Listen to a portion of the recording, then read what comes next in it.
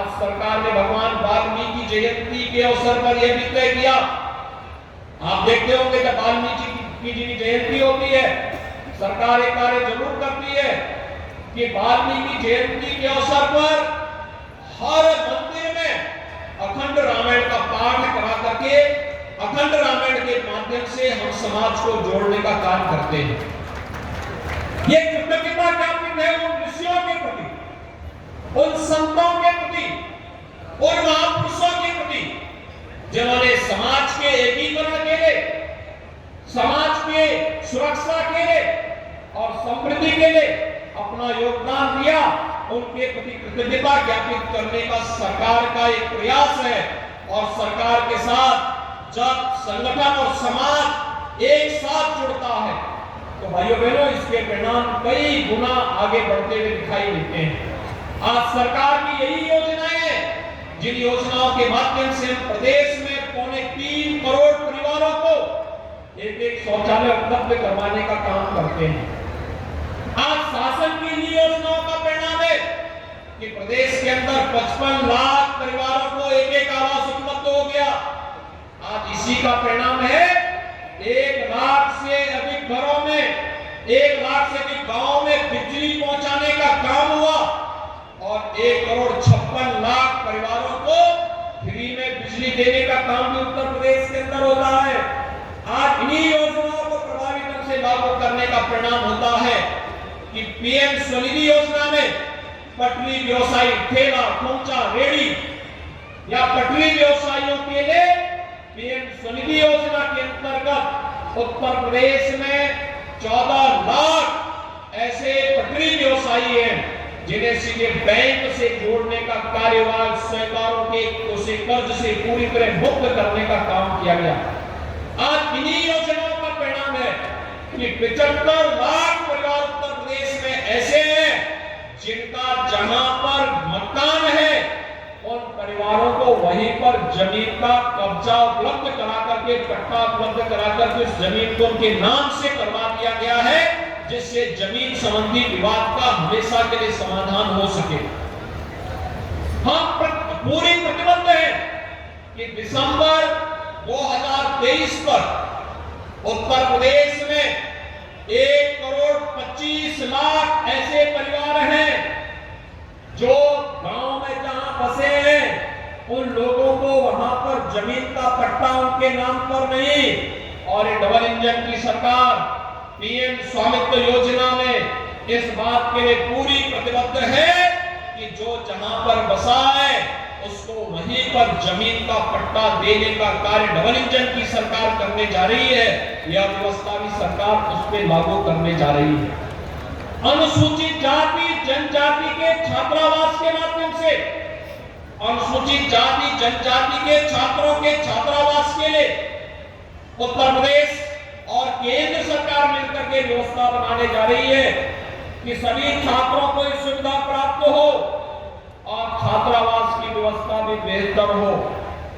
प्रतियोगी परीक्षाओं में इन छात्रों को प्रमुखता के साथ आगे बढ़ने का अवसर प्राप्त हो सके, इसके लिए अनेक कार्यक्रम आगे बढ़ाए जा रहे हैं। अभ्युदय कोचिंग की व्यवस्था उसी श्रृंखला का हिस्सा है।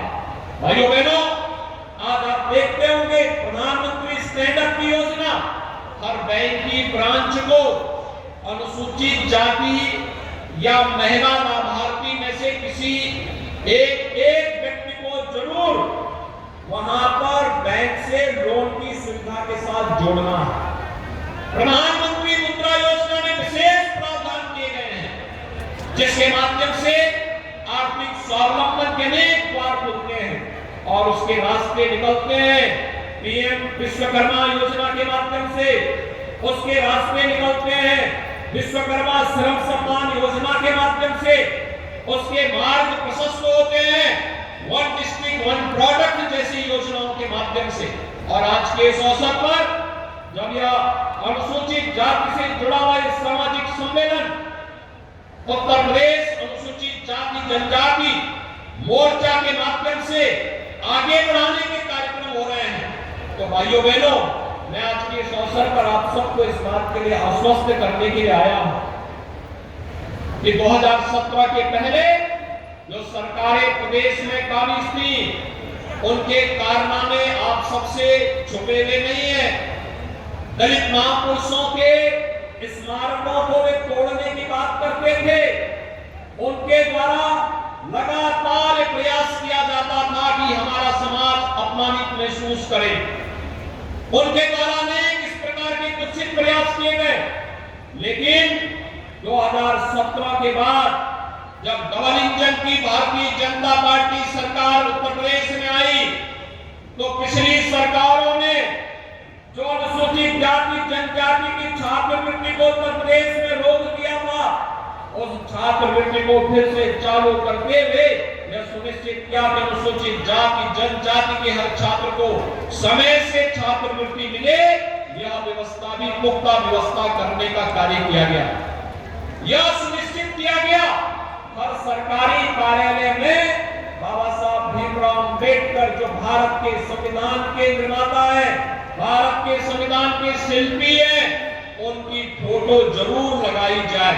और आज आप देखते होंगे बाबा साहब भीमराव अंबेडकर की प्रतिमा हर सरकारी कार्यालय में आपको दिखाई देती होगी। आपने देखा होगा कि बाबा साहब भीमराव अंबेडकर से जुड़े पंचतीर्थ ये प्रधानमंत्री मोदी जी की प्रेरणा से डबल इंजन की सरकार ने जहां जहां भाजपा की सरकारें थी इन सबने मिलकर के तैयार किया, बनाया। लेकिन इससे पहले बाबा साहब भीमराव अंबेडकर के प्रति पिछली सरकारों ने वोट बैंक के लिए भले इस्तेमाल किया होगा, लेकिन सम्मान का भाव व्यक्त नहीं किया।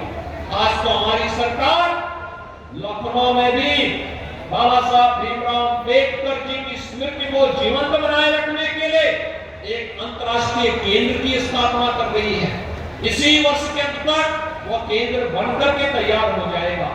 हमारी सरकार ने डबल इंजन की सरकार का प्रयास है कि लालापुर जो महर्षि वाल्मीकि जी से जुड़ा हुआ पवित्र स्थल है उसके पुनरुद्धार का कार्य वहां पे डबल इंजन की सरकार कर रही है। ये डबल इंजन की सरकार का ही प्रयास है। संत रविदास जी की पावन जन्मभूमि श्री गोवर्धन वाराणसी में वहां पर व्यापक पुनरुद्धार और सुंदरीकरण के बड़े कार्यक्रम को सरकार ने हाथों में लेकर के इस कार्यक्रम को आगे बढ़ाने का निर्णय लिया है। भाइयों बहनों, डबल इंजन की सरकार हर हाल में सम्मान और सुरक्षा प्रदान करने को तैयार है, पूरी प्रतिबद्धता के साथ कार्य कर रही है। 2017 के पहले अनुसूचित जाति जनजाति से जुड़े हुए लोगों के सामने पहचान का संकट खड़ा होता था। कोई यात्रा नहीं निकाल पाते थे। पर्व और त्योहारों को शांतिपूर्ण तरीके से मनाने के लिए रोकने का प्रयास होता था। उपद्रवी तत्वों के द्वारा अनेक प्रकार की यातनाएं देने का कार्य होता था। लेकिन आज डबल इंजन की सरकार ने सुरक्षा की पुख्ता व्यवस्था की है। आज सबका साथ और सबके विकास के साथ साथ सबको सुरक्षा का आश्वासन भी सरकार के स्तर पर मजबूती के साथ लागू हुआ है।